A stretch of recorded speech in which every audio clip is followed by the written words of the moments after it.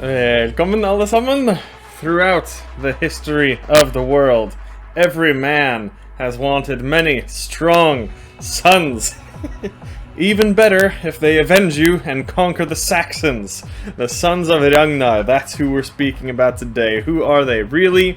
And how was it in reality to the TV show? So in this video we're speaking about what all the sources say about the Ragnar's sons. And he did have some daughters too, so don't be too mad ladies, we will be covering them.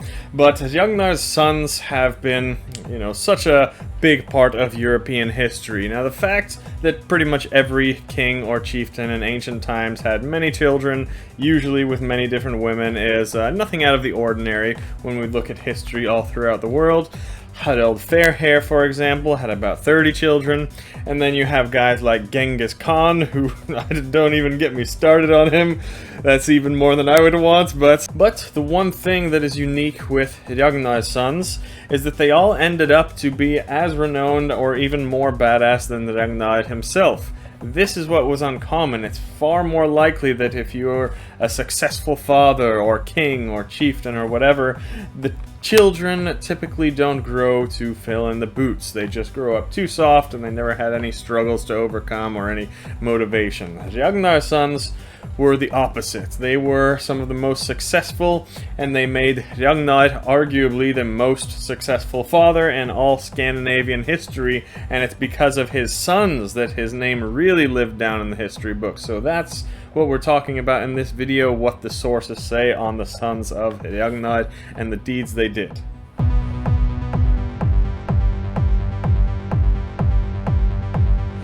So before we start, we have to say all the stories on Ragnar, they're conflicting. He possibly did not even exist, at least not the one that we know of, and if he did exist, he was probably a few different people, seeing as the sources are so conflicting. So just be aware of that when I go over the sources here. The first ones, though, we can go over the Icelandic sources. The Icelandic ones, they're the ones that most of you have heard of, and probably the ones that you heard most of the stories, and the TV show was loosely based on. And all those sources tend to agree on who Ragnar's sons were. The problem is that these are the fornaldarsögur. They're the old age sagas, or the semi-mythological sagas, so they're not going to be 100% accurate. I mean, a lot of these are talking about slaying dragons and monsters and things like that, so we know that they aren't the most historically reliable, but that doesn't mean that we should ignore these sources, because there is a lot of great and accurate information in there. In Sögubrot, Ragnar had a couple sons with his first wife called Tora, and these sons were Erik and Agnar. His wife Tora died, and that's when he met Kjoka, otherwise known as Aslaug, from the TV show, and he married her, and that marriage resulted in the sons Ivar, Hvitserk, Ragnvald, Sigurd Snake in the Eye, and even Björn Ironside, who was a son of Aslaug in this source, unlike the show. So 7 sons total in this source. The old Icelandic Orkney poem, Hótalikil, same thing, but this source leaves out his first marriage and only speaks about the 5 sons he had with Aslaug. The Tale of Ragnar's sons mentions Eirik and Agnar by his first wife, and then Ivar and Björn and Hvitserk and Sigurd by a second wife. Whereas the saga of Ragnar Lodbrok, and that's the saga of Ragnar's sons, but the saga of Ragnar Lodbrok, he also names Ragnvald as a son in that source. So even in the Icelandic sagas, they're not in complete agreement about Ragnar's sons. But it all generally agrees that Ragnar was a Swedish king who was half Dane, and he took a Norwegian wife, and in total he had about 7 sons that we know of. And he did actually, in fact, according to these sources, die in the snake pit where he was thrown by King Ælla, and where his sons avenged him with the great heathen army that you all know of.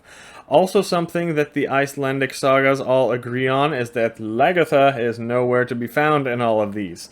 This brings us to the Danish sources. Naturally, in this one, the Ragnar is listed as a Danish king, according to Gesta Danorum.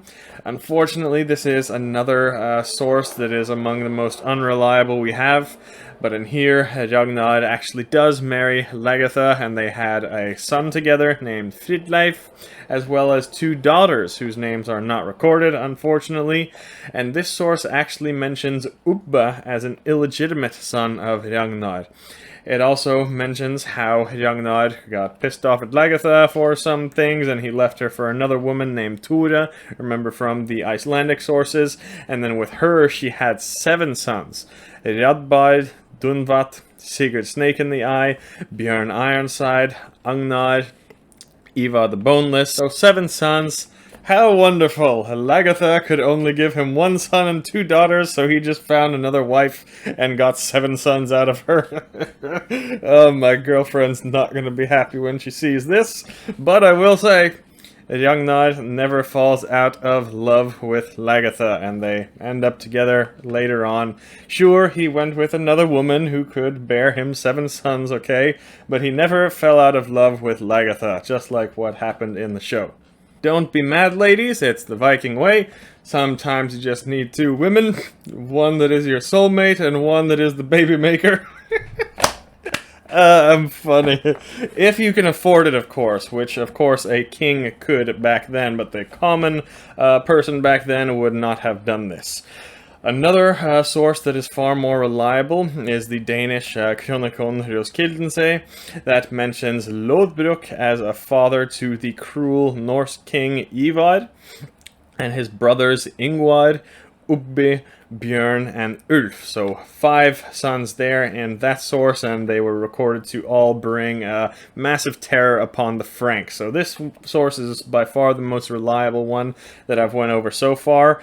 He at least had 5 sons who are mentioned wreaking havoc upon the Franks, and this is the absolute truth. And I wish they would have portrayed this a little bit better in the show, because the English really did not get rated that bad as they made it out to be. The Franks are the ones who got the worst of it, and for good reason, as I have done other videos on here you guys know about. Next, we can speak about the Continental European sources. Now, these usually don't mention a whole lot, but these are regarded as the most reliable. And in these, it was Ivar who is the most known or most notorious of Ragnar's sons, I should say. The first to mention Lodbrok, and one of his sons is the Gesta Normannorum, the basically history of the Normans. And here he describes Lodbrok as an Anglo-Scandinavian king and a father of Björn Ironside. Another source, Adam of Bremen, Ivar is listed here as the main one and seen as a particularly cruel persecutor of Christians in this source, and we know he's a son of Ragnar. And note that these sources, the continental European ones, they don't list Ragnar as Ragnar. They just use the name Lodbrok, so we think it's him, or some version of Ragnar, but yeah, and these sources tend to agree that Ivar and Björn are the only ones mentioned there. Then we can get on to the English sources. Here, they don't mention much about Ragnar's life at all, but they list all of his sons and go into pretty good detail on all of their lives. So we know that they were very real, Ragnar's sons at least. Ivar the Boneless is mentioned, Halfdan, Sigurd Snake in the Eye, Ubbe, and also Björn. In one source, the Annals of St. Neots, they mention Ubbe as the son of Lodbrok and a brother of Ivar, and they had another brother called Halfdan. Also in this source, Ragnar had 3 daughters that wove him a magic flag for battle, which I actually have a reinterpretation of on my shop. So there you go for the girls. Ragnar apparently had 3 great daughters that were good with magic and weaving, and possibly even the reasons they won all those battles. Another source, the history of Saint Edmund. Ubbe and his brothers are connected to that one and listed. So in the English sources, it's Ivar and Halfdan actually that seem to be the main ones at the start, in charge and leading the great heathen army. And Ivar especially was known for being notorious and cruel, according to one version of the Anglo-Saxon Chronicle. But Ivar apparently didn't live very long. His death was recorded in a certain year. I'll put it up here, but he was recorded in later sources in Ireland, we think. But either way, they left England, so Ubbe was actually the top dog and in charge in England after the Great Heathen Invasion. And Ubbe is actually my favorite of all Ragnar's sons, both in the TV show and the historical records, but I'll have to do a whole separate video about him another day. And no, I'm not Ubbe, okay? I'm not the actor. I know that's some of the comments I see when people first come across my channel. Ubbe is Australian, just in case you wanted to know. But hope you enjoyed. How about you guys? Who is your favorite of Ragnar's sons? Do you have any other, families or children of the Viking Age that are noteworthy? Like I said, the Ragnar's sons seem to be the most well-known and successful siblings of the Viking Age, but there are definitely other contenders, so let us know in the comments if you have any votes. But that's all for today. Vi ses nästa gång.